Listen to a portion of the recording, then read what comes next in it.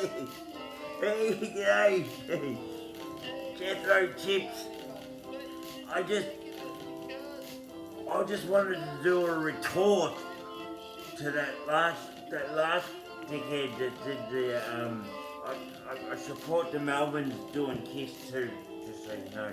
But there's costume changes that happen during the thing, so just bear with me. I'm a little slow.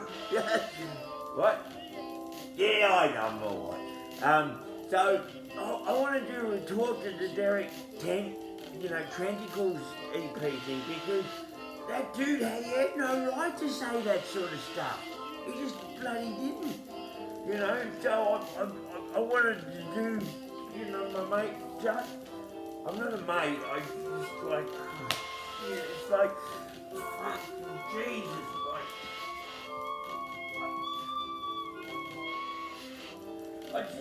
I just need to do a little bit of redemption, that's all. It's like, what the fuck, hang on in. Where are we here? Because I felt bad about a few things, and like I really love the Tentacles band, they're good, but like, as I said, I do a few silly things at a time. So what I did was I snuck into Derek Ten's house, and he had this album by Broom Crash Opera, but his auntie knew the band and they got signed and all that. And I pretended, like I stole it, and I pretended like I know the band and all that, and it got me a few friends, a few extras, so that's where it starts. But this dude, like that EP, it's fucking great for mad cunts like me.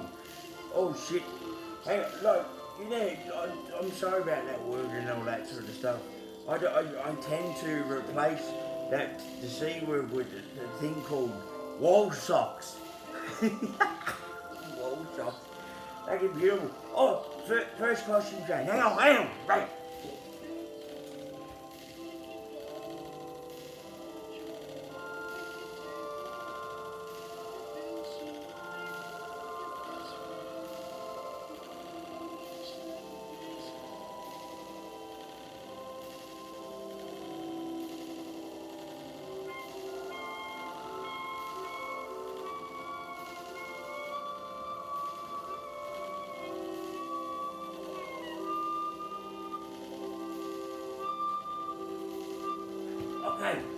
Okay, so I'm back, so it's like, I remember, I was just looking at the back of the yard when, those open mics happened that Derek did up at the UK, what did he say? Oh, the Cougars. Anyway, but I saw him in that sort of stuff in the early days, but he sort of mixed the stuff up with a bit of stand-up, and he told this joke, I'll never forget it. He said, what did Larry Mullen Jr., the drummer that became in U2, him and, that Sonny Bono, no? Oh, anyway, his real name was Paul Hewson. Anyway, so what did Larry Money Jr. say to Bono at an underage urine drinking competition? You too? Anyway, that's the thing. But there's like a few other little, light bulb moments that go on and with stuff and all that sort of shit. It's sort of like, I don't like them playing out on Kiss. I don't. Because when I was between 3 and 4, and then Mum used to drive me in those trolleys at the supermarket, in those little seats at the front you had, and when I got to the checkout, they had all these albums. And I was like, Mum and Dad, it's like, oh, can I have that Ronald McDonald album? And they're like, yeah, great, and all that stuff. I suppose we can make some room in the shopping trolley with all the cask wine and shit and all that stuff. So, yeah, I I just wanted the Ronald McDonald album, but you know, Jesus. When I got it home and all that stuff and I heard it, I slapped it over my knee and all that sort of stuff. But I felt bad about putting in the album cover in the recycle bin because, you know, apparently like the Ronald McDonald albums, they used to put their own blood in the ink. And like, hang on, go back hang on. I just love playing like the Tentacles album and all that sort of stuff. So I would just play it because it's good. Play it because it's good. Oh, hang on a minute.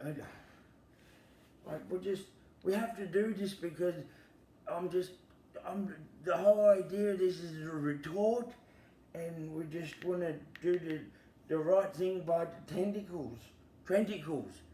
Because that dude in the last thing, he didn't say it right.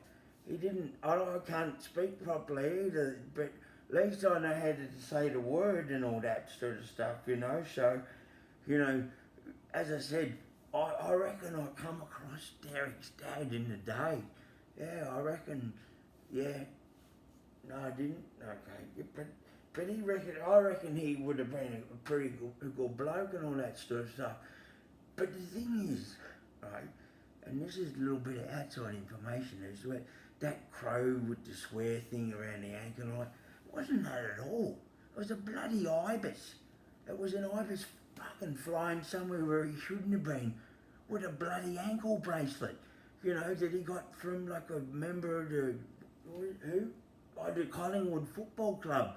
They give them things out like they're fucking chocolates and all that sort of stuff, and apparently it goes off when you fuck up. Oops. I can't swear. It's a swear jar thing. Yeah, we can swear. But listen, you know, the thing is, like, all these things, you know, with the Kiss album, the Ronald McDonald albums and all that sort of stuff, and, you know, the thing that I sort of feel really bad about the most is just like this band that back in the day, Toto, come out, you know, and then they did these wonderful things. Hang on, let's see how my personal favourite. And you know, he talked about that sort of, you know, like when you play it backwards, it's like, it's not right when you're going to come and all that sort of stuff. So I don't, as I said, I have a right to retort this prick. You know, how can you say that sort of shit about Derek? But anyway, back to the Toto stuff. You know, so the lead singer of Toto back in the day, his name was Bobby Kimball, you know. So their second album, which was after the 4 one, was this Isolation one. But the thing was, his voice got so fucked up, and the reason being was I told him to crack cocaine that did it to him. So they kicked him out, and ever since, you know, Isolation come out, they went downhill from there. So, you know, but it's, you know, I mean, I look up for things because I've been asked to this is pretty good, isn't it?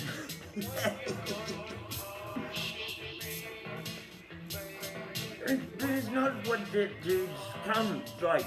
Like, I look forward to having a few friends over, and it's like, I always say to them, like, when you can come see me, you know, I do.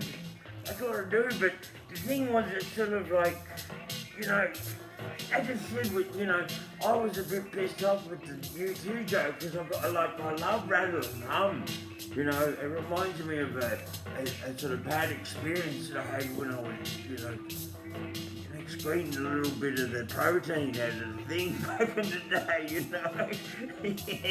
But, you know, as I was talking about I was lucky to get it, you know, be like the MC at my second cousin's wedding.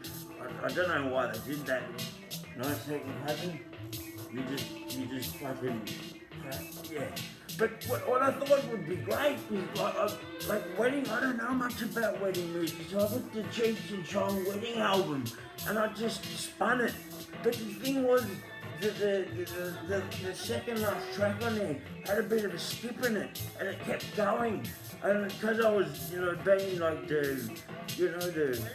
I was being very sociable back in the day. I went around and talked to all the third uncles and stuff, and they didn't know who I was, and I didn't get very favourable responses. But that doesn't matter. I got to play this album, so it was good, but one of the other really great ideas I got at the wedding too was, I thought I'd just, be a bit creative. It's like, I took the wedding cake out of those little passes on the table, and I thought I'd just, liven up the party, and I put a bit of anthrax in it.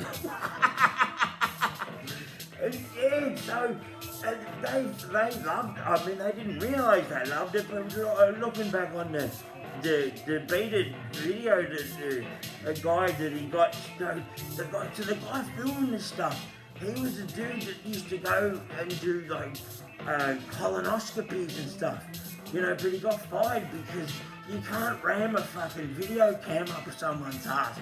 It's got to be these thin things and stuff like that. So anyway, I got hold of him, and yeah, we had some really amazing fun with the video camera and all that sort of stuff. So as I said, I was pretty happy with the outcome. But I don't think the four cousins, they were nice. They said, yeah, it's alright, sort of thing.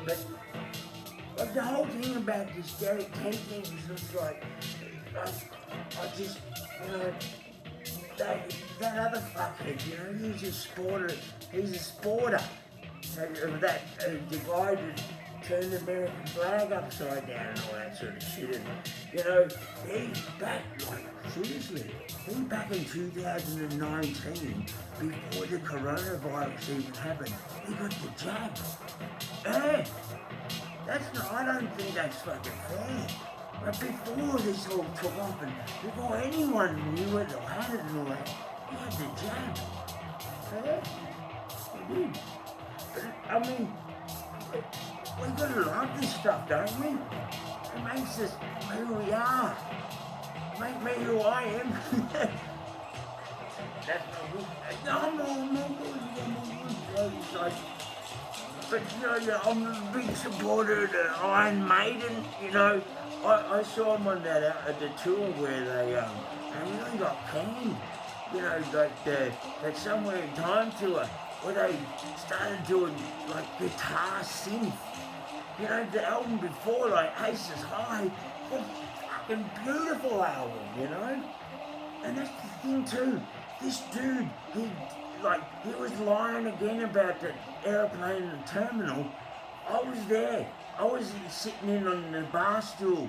They had one of those funny legs where you got to put a little bit of fucking napkin under it. And this is how it went down in that Rock and Blues, the Gene Simmons, Ronald McDonald House Foundation thing. He had bungee cord attached to a Cessna, and what had happened was there was a step up into the terminal, and it got stuck, and he's fucking pulling and went fucking bang! Fucked everything up. That was how it went down.